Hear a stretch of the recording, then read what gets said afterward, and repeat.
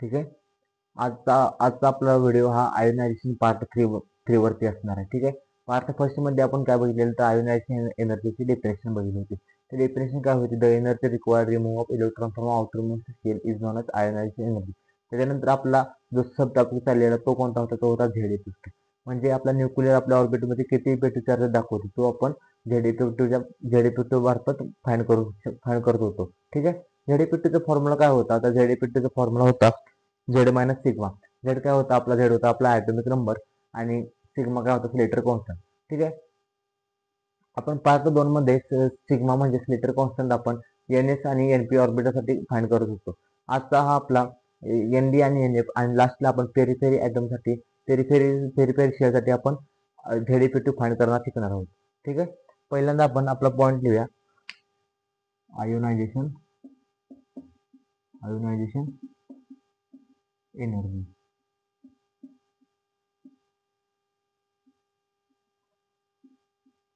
त्यातला आपण सब टॉपिकचा अभ्यास करत होतो तो म्हणजे आपला झेड इफेक्टिव्ह. ठीक आहे.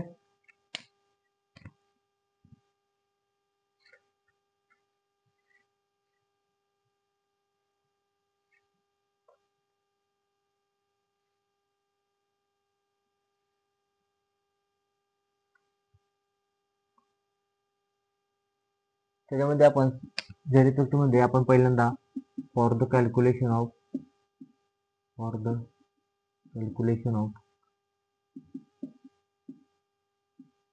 न्यूक्लियर इफेक्टिव्ह चार्ज म्हणजे न्यूक्लियस आपल्या ऑर्बिटल मध्ये किती चार्ज दाखवतो तो आपण फाइंड करत होतो. पहिल्यांदा आपण त्यासाठी फॉर 1 इलेक्ट्रॉन सिस्टम साठी आपण बघितलं होतं. तो फॉर्म्युला काय होता? E -30.6 Z² हा आपला फॉर्म्युला होता. ठीक आहे. त्यानंतर आपण एसपी साठी आपण फाइंड करायला शिकलेलो. तो फॉर्म्युला आपला होता जो आपला टेस्ट इलेक्ट्रॉन आहे त्याची शेल आहे त्याचं आपण कॉन्ट्रीब्युशन किती घेत होतो? तो 0.35. त्याच्यानंतर जी शेल आहे त्याच्या आपण ग्रुप करत होतो. Arrange the electronic configuration of same according to shell number. म्हणजे 1s 2s 2p 3s 3p 3d 4s 4p 4d 4f असे आपण अरेंज करत होतो. म्हणजे आपला जो टेस्ट इलेक्ट्रॉन आहे त्याचा शेल आहे त्यातला 1 इलेक्ट्रॉन मायनस करून आपण त्याचं कॉन्ट्रीब्युशन घेत होतो 0.35. त्याच्यानंतर जी शेल होती त्याचं कॉन्ट्रीब्युशन घेत होतो 0.85. त्याच्यानंतर जी शेल होती त्याला काय म्हणतो आपण? Inner shell. त्याचं कॉन्ट्रीब्युशन घेत होतो 1. आजच्या व्हिडिओमध्ये आपण डी आणि एफ साठी आपण झेड इफेक्टिव्ह फाइंड करणार आहोत. फॉर डी आणि एफ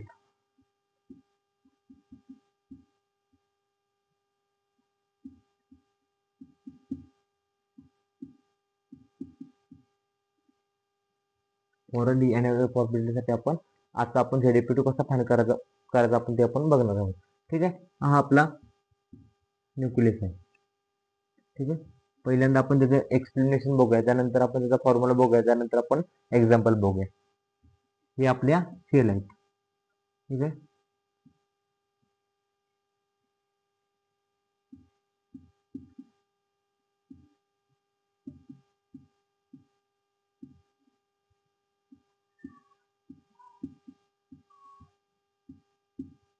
आपण पाठीमागल्या व्हिडिओमध्ये आपण एस आणि पी साठी आपण झेड इफेक्टिव्ह फाइंड करायला शिकलो होतो. आजच्या व्हिडिओमध्ये आपण डी साठी आणि एफ साठी आपण झेड इफेक्टिव्ह कसं फाइंड करणार आहोत ते आपण बघणार आहोत.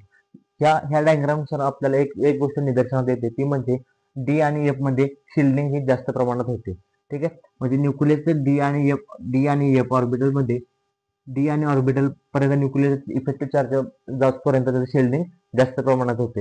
म्हणजे पहिल्यांदा 1s आडवा येतो, नंतर 2s 2p, नंतर 3s 3p 3d, नंतर 4s 4p 4d असे ऑर्बिटल येतात. त्याच्यामुळे शिल्डिंग जास्त प्रमाणात होते. म्हणून इथे मी लिहितो shielding is more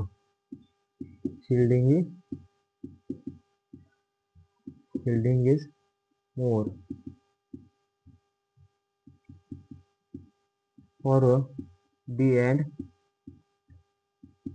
F orbital. म्हणजे शिल्डिंग ही डी आणि एफ ऑर्बिटल पर्यंत आपला न्यूक्लियसचा इफेक्टिव्ह चार्जेस जास्तपर्यंत शिल्डिंग ही जास्त प्रमाणात येते. पहिल्यांदा शिल्डिंग ही एस ऑर्बिटलची होती, 1s ची होते. नंतर ही जी शिल्डिंग होते, नंतर आपला डी, नंतर आपला एफ अशी शिल्डिंग ही जास्त प्रमाणात होते. म्हणून इथे काय लिहिलंय?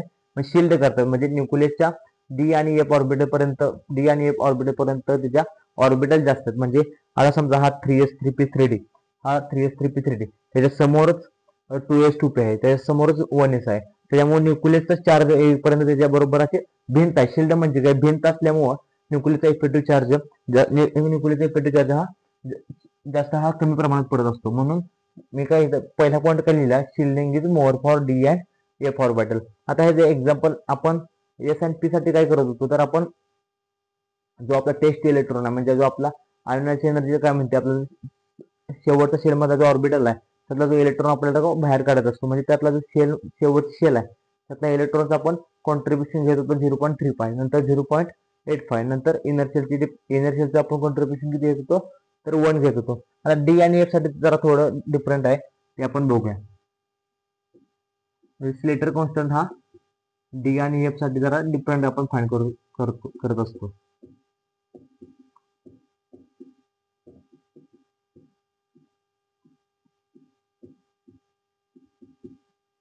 आता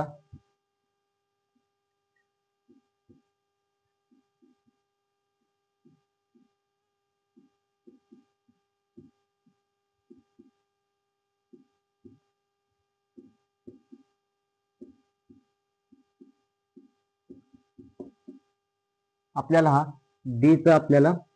आपल्याला काय डी आणि एफ साठी आपल्याला न्यूक्लिअर इफेक्टिव्ह चार्ज आपल्याला फाइंड करायचा आहे. म्हणजे आपल्याला जेड इफेक्टिव्ह फाइंड करायचा आहे. त्यासाठी आपण स्लेटर कॉन्स्टंट हा तीन टाइप मध्ये बघणार आहोत. पहिली टाइप आपण बघितली होती एस आणि पी ऑर्बिटसाठी. आजच्या व्हिडिओमध्ये आपण डी आणि एफ आणि पेरी शेल मधले आपण बघणार आहोत. ठीक आहे.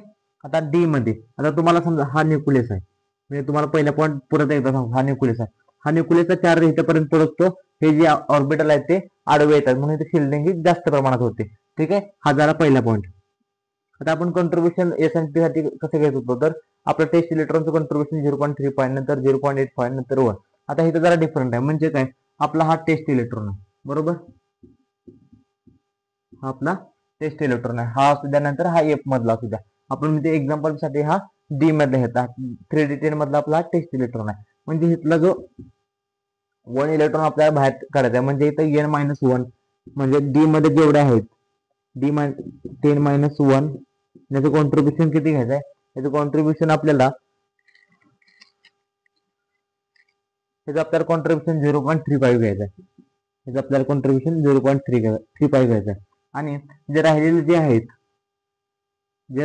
त्याला काय म्हणायचं, आपण इनर सेल असं म्हणायचं. त्याला आपण काय म्हणतो, इनर सेल असं म्हणतो. आणि त्याचं कॉन्ट्रीब्युशन किती घ्यायचं आहे, 1 घ्यायचं आहे. ठीक आहे. म्हणजे काय, आता एस आणि पी आणि डी आणि एफ मध्ये काय डिफरन्स आहे.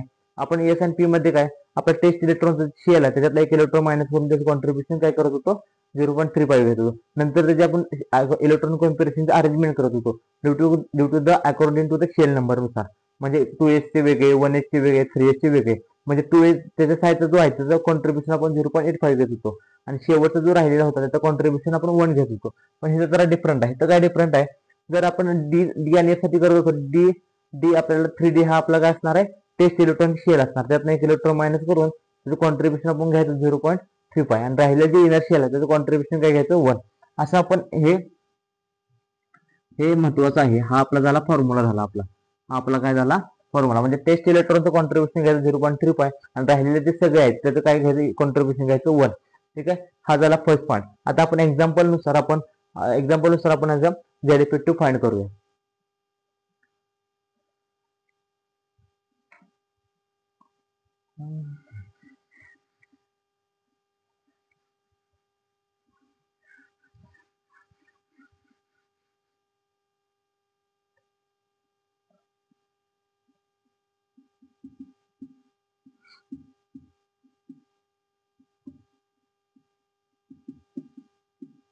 For the calculation of Z effective for d orbital,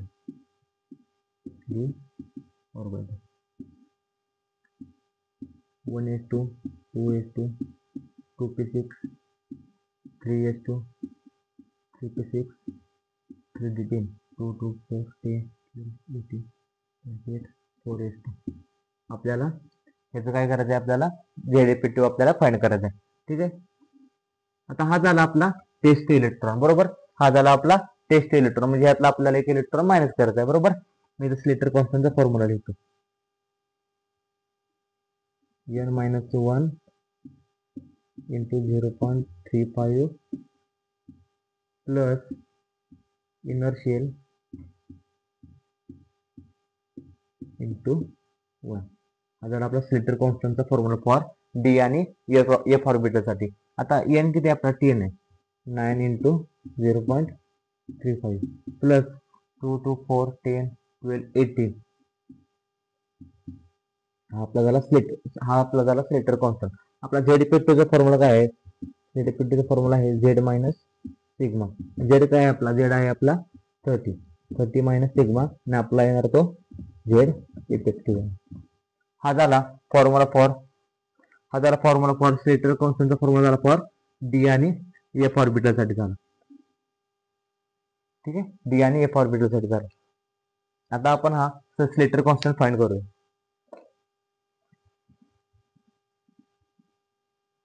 ठीक आहे, तर स्लेटर कॉन्स्टंट फाइंड करताना आपण कॅल्क्युलेटर यूज करूया. नो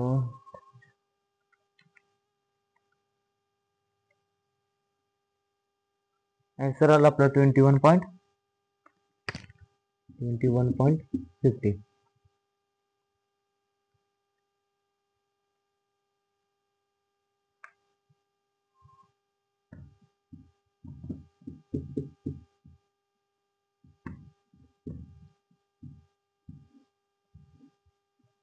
ठीक आहे, 8.85 हा झाला आपला झेडपी2 झाला फॉर डी ऑर्बिटल साठी. म्हणजे आपल्याला परत एकदा मी सांगतो तुम्हाला, एस आणि पी म्हणजे आपण झेडपी2 फाइंड करत असताना आपण तीन टाइप मध्ये शिकणार आहोत. पहिला आपण कालच्या व्हिडिओमध्ये बघितला होता एस आणि पी साठी, म्हणजे जो आता टेस्ट इलेक्ट्रॉन आहे, जी टेस्ट इलेक्ट्रॉन जी शेल आहे त्याच्यातून 1 इलेक्ट्रॉन मायनस करून त्याचं कॉन्ट्रीब्युशन 0.35 घ्यायचं आणि त्या राहिलेली जी शेल आहे त्याचे कॉन्ट्रीब्युशन घ्यायचं 0.85 आणि राहिलेला जो इनर शेलचा जो ग्रुप आहे त्याचं कॉन्ट्रीब्युशन घ्यायचं 1. पण डी आणि एफ साठी जरा डिफरंट आहे.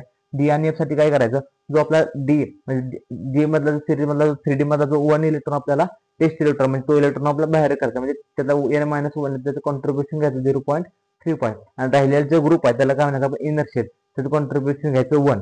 हा झाला डी आणि एफ साठी. हे आपलं उत्तर आलं 8.85. ठीक आहे, आता आपण इथं दुसरं एक्झाम्पल सोडूया.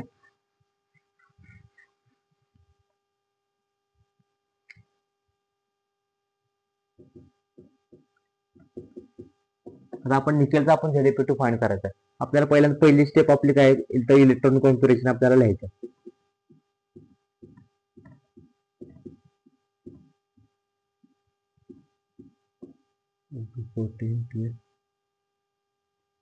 ठीक आहे, आपल्याला काय याचं कॉन्ट्रीब्युशन घ्यायचं n-1 into 0.35 plus inner shell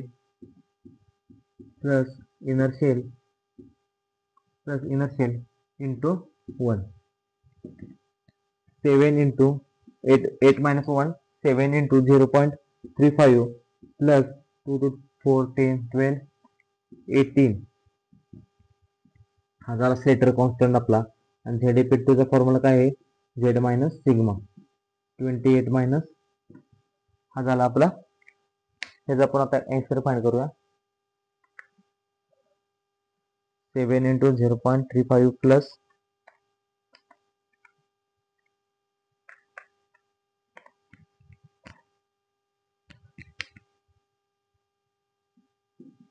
20.45.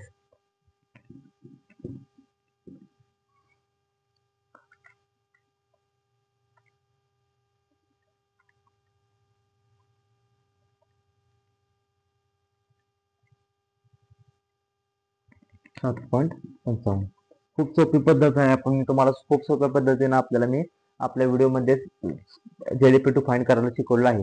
पहिले आपण एस आणि पी साठी शिकलो. जो आपला टेस्ट इलेक्ट्रॉन शेल होती त्यातून इलेक्ट्रॉन मायनस करायचा. आणि जो डी आणि एफ साठी काय सांगितलं तुम्हाला, जो 3D आणि 4F आहे त्यातला एक इलेक्ट्रॉन मायनस करून जे राहिलेले जे लेफ्ट साईड आहेत म्हणजे जे राहिलेले जे लेफ्ट साईड त्याला काय म्हणायचं आपण इनर शेल आणि त्याचं कॉन्ट्रीब्युशन घ्यायचं 1. आणि जे आपल्या डी इलेक्ट्रॉन आहे त्यातला एक इलेक्ट्रॉन मायनस करून त्याचं कॉन्ट्रीब्युशन घ्यायचं 0.35. अशा प्रकारे आपण एस आणि पी आणि डी आणि एफ अशी ही दोन मेथड आपण शिकलेलो आहोत. आता आपली जी लास्ट मेथड आहे पेरिफेरी शेल मधला इलेक्ट्रॉनची कॉन्ट्रीब्युशन कसं फाइंड करायचं ते आपण बघणार आहोत. ठीक आहे, हे समजा हे. ठीक आहे.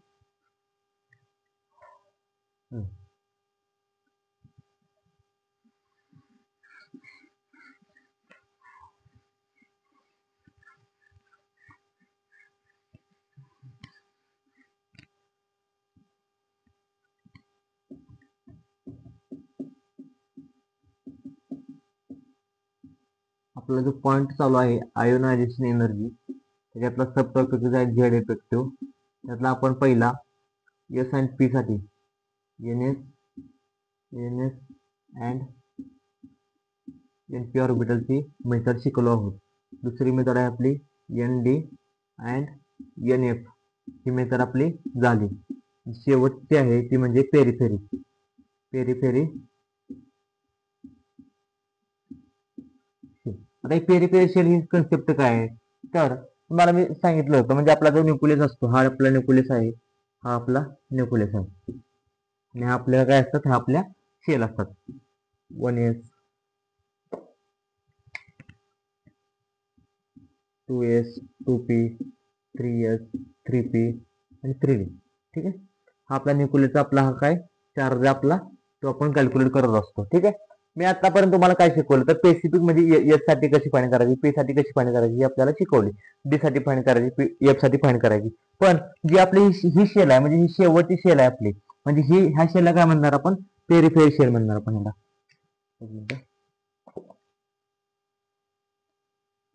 ही जी शेवटची शेल आहे ह्याला काय आपण म्हणणार आहे, पेरिफेरी शेल आपली असणार आहे.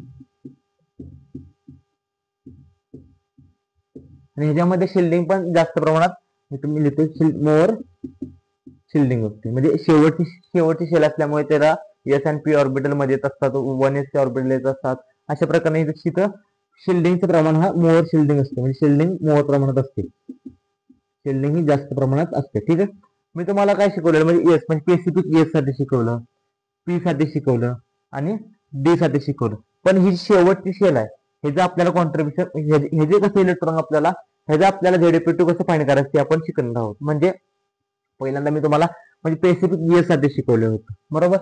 नंतर मी पी साठी समजवलं होतं आणि आता आपण काय समजवलं होतं, डी साठी समजवलं होतं. पण ही जी शेल आहे पेरिफेरची शेल आहे, ह्याचं जे न्यूक्लियस होते जे इफेक्टिव्ह चार्ज पडतोय तो कसा फाइंड करायचा ते आपण आता बघणार आहोत. त्यालाच काय म्हणतो आपण, पेरिफेरी शेल. म्हणजे काय पेरिफेरी शेल म्हणजे काय, शिल्डिंग ही जास्त प्रमाणात होते. पेरिफेरी म्हणजे काय, शेवटची म्हणजे शेवटची शेल. ठीक आहे,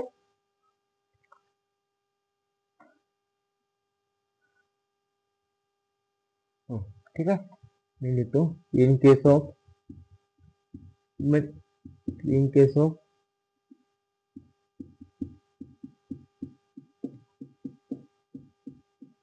पेरिफेरी शेल.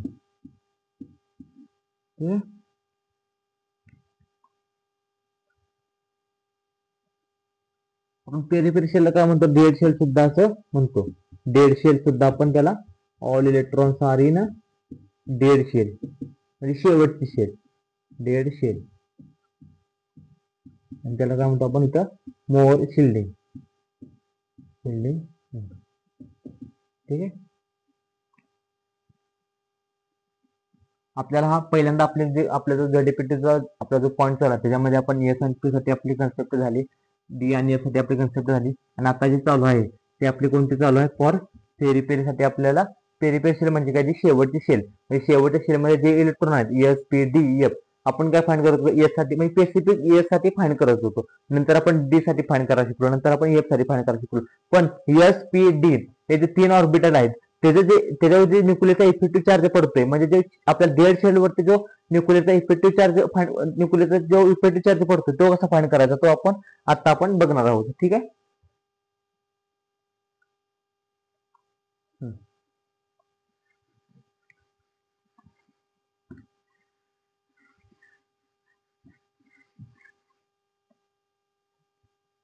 मी इथे लिहितो कॅल्क्युलेशन ऑफ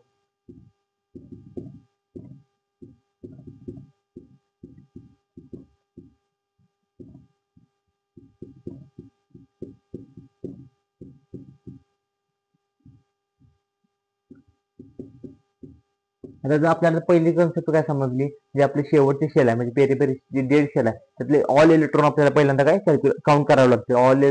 मी पहिल्यांदा लिहितो all electrons are count.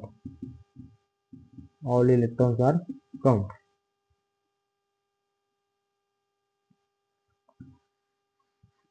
On surface.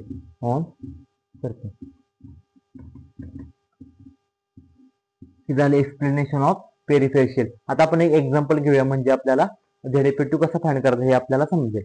ठीक आहे.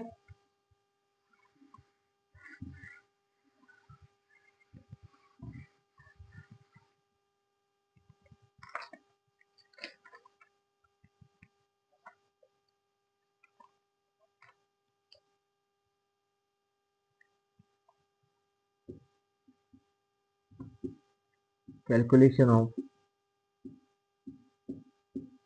Z effective on periphery shell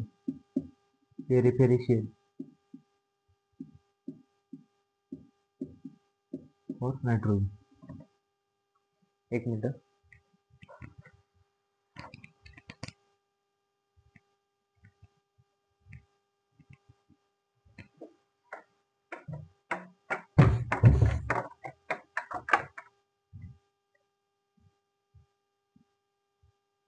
हा नायट्रोजनचा ॲटॉमिक नंबर किती आहे? 1s2 2s2 2p 2p3 7 बरोबर. आता मी तुम्हाला सांगतो हा आपला काय आहे न्यूक्लियस आहे. आपला काय झाला, हा आपला झाला न्यूक्लियसची पहिली शेल. त्याच्यातले शेलमध्ये किती आहेत 1s, त्याच्यामध्ये झाले 2 झाले. ही झाली आपली पेरिफेरी म्हणजे ही झाली आपली डेड शेल झाली. त्याच्यामध्ये किती इलेक्ट्रॉन आहेत 3 आहेत. आपण एस आणि पी साठी काय पहिल्यांदा आपण एस साठी फाइंड करायला शिकलो, आता पी साठी फाइंड करायला शिकलो, नंतर डी साठी, नंतर एस साठी. पण पेरिफेरी मध्ये काय हे जी सगळी ही जी डेड शेल आहे त्यातले सगळे इलेक्ट्रॉन आपल्याला काय करावं लागतील काउंट करावं लागतील. नंतर आपल्याला झेड इफेक्टिव्ह हा फाइंड करावा लागेल. ठीक आहे. हा मग ह्याचं जे कंट्रीब्युशन असतं म्हणजे फॉर स्लेटर आपण पहिल्यांदा स्लेटर कॉन्स्टंट फाइंड करावं घ्यायला. ह्याचं जे कॉन्ट्रीब्युशन आपल्याला घ्यायला लागेल ते किती घ्यायला लागेल 0.35 आणि जी ही शेल त्याचं कॉन्ट्रीब्युशन आपल्याला किती घ्यावं लागेल 0.85. आता आपण पहिल्यांदा स्लेटर कॉन्स्टंट फाइंड करूया.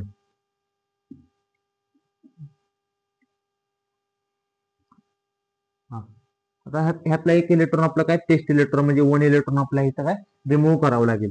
n-1 into 0.35 plus total electron into 0.85 4 into 0.35 plus 2 into 0.85. जरा स्लेटर कॉन्स्टंट झेड इफेक्टिव्ह कसं फाइंड करायचा झेड मायनस सिग्मा 7 मायनस. ठीक आहे.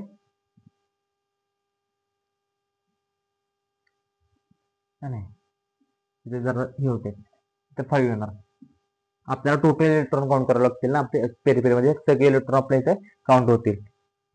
5 इंटू 0.35 म्हणजे पेरिफेरी मधला 1 इलेक्ट्रॉन शेवटचा रिमूव्ह करायचा नाही. म्हणजे हा आपला टोटल इलेक्ट्रॉन आपण काउंट करून तिथे आपल्याला लिहायचे आहेत 1.75 प्लस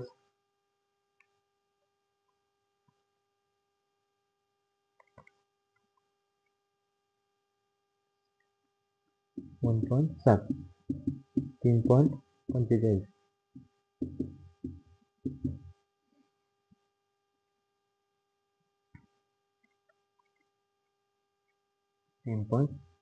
आपला झेड इफेक्टिव्ह त्याला 3.55. ठीक आहे. आपण पहिल्यांदा आता आपण एक रिकॅप मारूया. ठीक आहे. आपण पहिल्यांदा जो एस एन पी साठी आपण झेड इफेक्टिव्ह फाइंड करायचं केलेलं होतं म्हणजे जो आपला टेस्ट इलेक्ट्रॉन होता त्या शेल मधला 1 इलेक्ट्रॉन मायनस करून त्याचं कॉन्ट्रीब्युशन घ्यायचं 0.35. जे राहिलेली जी शेल आहे त्याचं कॉन्ट्रीब्युशन घ्यायचं 0.85. शेवटची जी शेल आहे म्हणजे हा सगळा विषय हा लेफ्ट साइड वरती चाललाय आणि राहिलेली जी इनर शेल आहे त्याचं कॉन्ट्रीब्युशन घ्यायचं 1. नंतर आपण डी आणि एफ साठी फाइंड करायला शिकलो. डी मधला इलेक्ट्रॉन आपला 1 इलेक्ट्रॉन मायनस करून त्याचं कॉन्ट्रीब्युशन घ्यायचं 0.35 आणि राहिलेले जे सगळे इलेक्ट्रॉन आहेत त्याचं कॉन्ट्रीब्युशन घ्यायचं 0.85. ठीक आहे.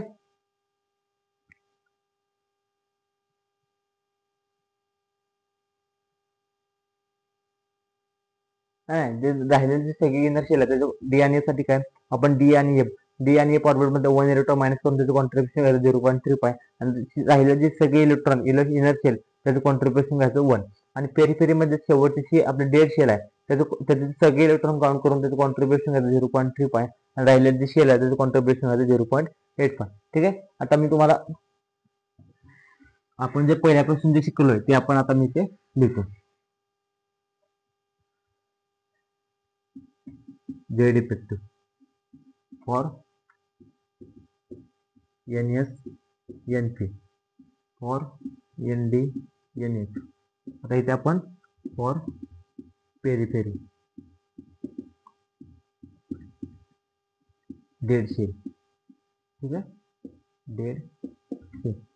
आता NS आणि NP साठी आपला जो फॉर्म्युला होता तो होता total electron into N-1 selector कॉन्स्टंटचा is 0.35 plus total electron into 0.85 plus inner shell into 1. D आणि एफ साठी आपला फॉर्म्युला काय होता? डी आणि एफ साठी आपला फॉर्म्युला होता D-1 F-1 into 0.35 plus inner shell into 1. ठीक आहे. आणि आपला जो फेरीपेअरला होता त्यातलं काय होता तिथे होता शिल्डिंग ही मोर होती. More shielding is present. More shielding आणि त्याचा जो फॉर्म्युला होता तो होता all electron count dead shell into 0.35 plus remaining shell into 0.85.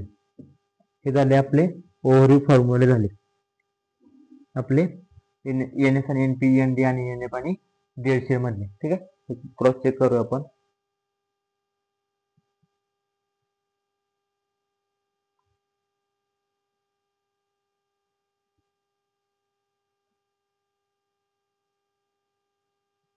हा ठीक आहे, हे झाले सगळे आपले फॉर्म्युले झाले फॉर.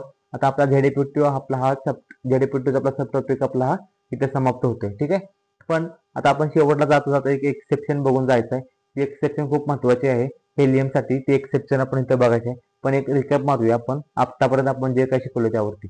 ठीक आहे, पहिल्यांदा आपण आपल्या पिरियडिक प्रॉपर्टीज मध्ये आपण सब टॉपिक पहिल्यांदा बघितला होता तो म्हणजे ionisation energy.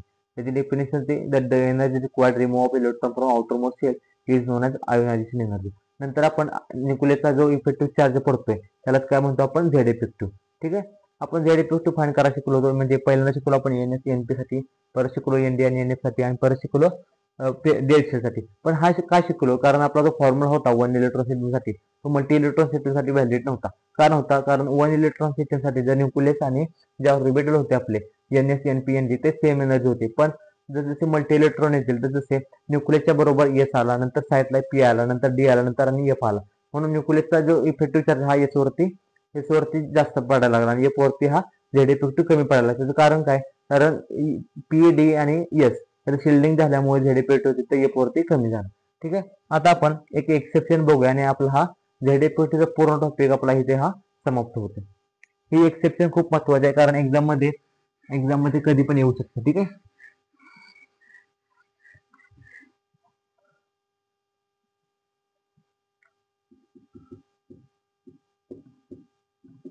For the calculation of